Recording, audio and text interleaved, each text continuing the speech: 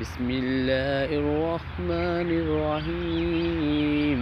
أرأيت الذي يكذب بالدين فذلك الذي يدعو اليتيم ولا يحض طعام المساكين فويل للمصلين الذين هم عن صلاتهم ساهون الذين يراءون ويمنعون الماعون